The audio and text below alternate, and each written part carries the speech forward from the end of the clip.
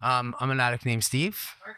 I just want to thank all the performers so far. You guys, like, it shows a lot of courage, right, to do something like that. And I also want to say thank you to you for the level of vulnerability that you showed. I know I'm a parent that lost a child as well. So I know that it's extremely difficult to sort of, you're never going to get over that stuff, right? You just sort of learn to live with it.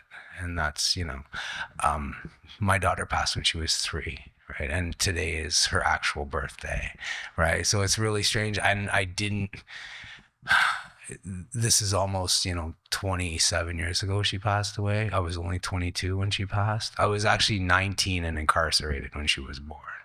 And I was just starting a 3-year prison sentence. So I wasn't really there for very much. So it was like, kept me in a dark place for a long time because of the guilt and shame surrounding that whole thing. And it's, but this is the truth. Sydney, she acquired meningococcal meningitis, and the doctors just induced a coma to, take the swelling off her brain, and she just never woke up. So it took me a long time to sort of put it together that she passed in her sleep, right? And that is such a peaceful way to go. Like, it's what we would hope for any of our like parents or who, like, that's the ultimate gift, right? Like, she just went to sleep and just, got to meet God, right? And I know I'm going to get to see her again, just like you're going to get to see Nolan again. So it's, but then I get to play this funny game, like on days like today, like I wonder what she would look like now, right? Her mom was so beautiful. And it's, yeah. But yeah, John said I have 10 minutes, so I'm going to try to keep it very recovery oriented. Um, I identify by saying I'm an addict first and I'm Steve second, because in truth, I believe I was born an addict. Like, our literature tells us that we have an allergy, right? So my body reacts differently than a normal person when they like ingest a substance. So if drugs and alcohol come into play, then I just want more, right? If I do a certain substance, I can't even take the time to enjoy whatever sort of feeling is going on, right? And I was at a meeting earlier today, and the topic was feelings, right? And as an addict, I clean or not, feelings are still quite difficult for me to sort of, identify and work through. And so what happened when I can recall the first time I used, like, it's clear as day. I was quite young. I was 12 years old. My father's incarcerated. My mother's in a drug rehabilitation center. I'm living with my grandparents. I'm going through puberty, and something was introduced to me, and I found a way to make everything go away, right? It wasn't that I felt better. It's that I just didn't feel right. It put me into a place where I found this coping mechanism that worked for only so long, right?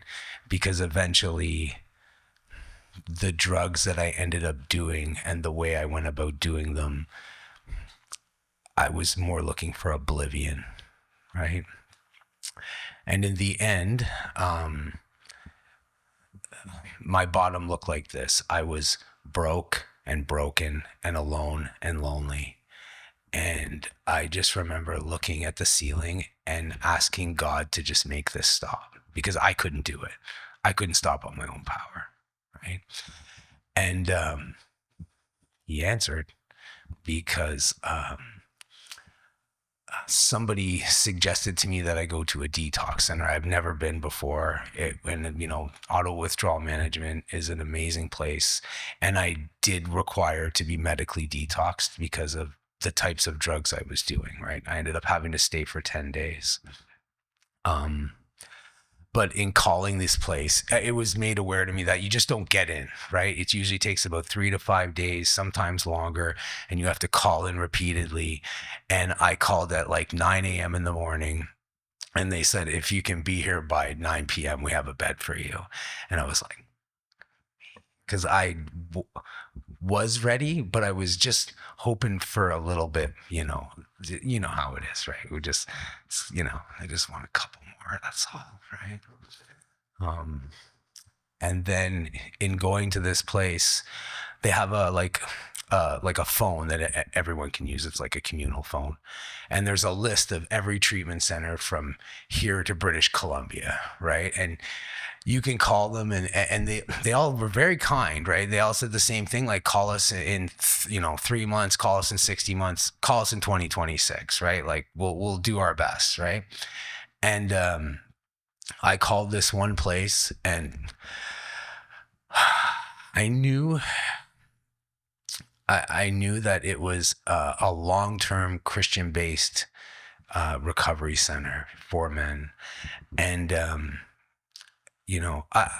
was born and raised a Catholic, but I'm gonna just in saying this, that in active addiction, my relationship was with God was like every relationship I had. It was extremely transactional and extremely parasitic, and like, if you can do this for me, I'll do this for you. Like, or God, get me out of this, and I won't do. Or please, God, don't let the police look in the trunk, please. Like, just that sort of type of relationship.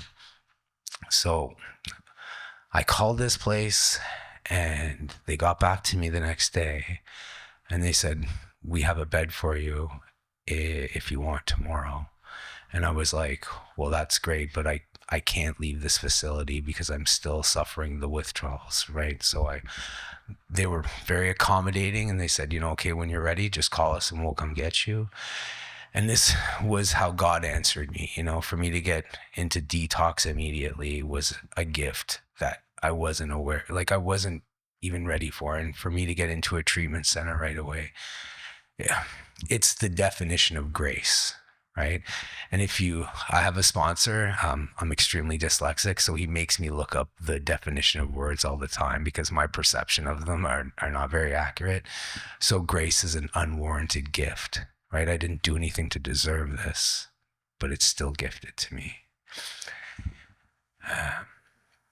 So I went to this place, and like John was saying, like, connection is the opposite of addiction. And there, I'm lucky enough that I was able to formulate some relationships with staff and with some of my brothers who are here to support me tonight, right? It's like, what John was talking about, like Proverbs and free weed. I still do that to this day. Like today was like, or yesterday was like the 27th. So it's 27:17, right? Where iron sharpens iron, right? And these guys keep me strong the same way I build them up, right?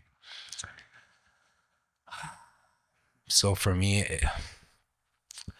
God is the primary focus of my recovery. Like it's really, it's easy for me to get my financial condition back in order, my physical condition. Like, like I run 10 kilometers every morning. I've always been an athlete.